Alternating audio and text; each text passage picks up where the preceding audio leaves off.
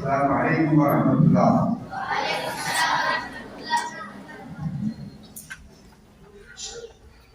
अऊज़ु बिल्लाहि मिनश शैतानिर रजीम। बिस्मिल्लाहिर रहमानिर रहीम। तलबुल इल्मी फरीयदुन अला कुल्लि मुस्लिम व मुस्लिमा। मुअज़्ज़ज़ सदर मजलिस,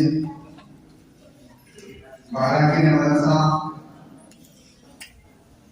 वाइसतलाए किराम, वाज़ीर तलबा व तलेबात, अल्लाह का लाख लाख शुक्र है कि हमने बहुत ही कोशिश के बाद या बहुत ही कोशिश के साथ कि मदरसा को चला रहे हैं, मेहनत कर रहे हैं, जिसमें इतने तलबा और तलेबात इस मदरसे में तालीम हासिल कर रहे हैं और एक साल के भी जो भी आपने मेहनत की है, इस मेहनत के साथ संग्राम और रिजल्ट आज आपके सामने आपके भी तकसीम किया गया। यही एक छोटा सा फल रिजल्ट या साराही कर लीजिए।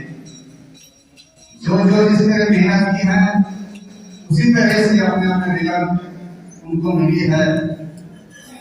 जिसके तहत जिसको नहीं मिला है उनको भी ख्याल रखना होगा कि हमें किस तरह मेहनत करना होगा, हमको किस तरह से लोगों के सामने पेश आना होगा।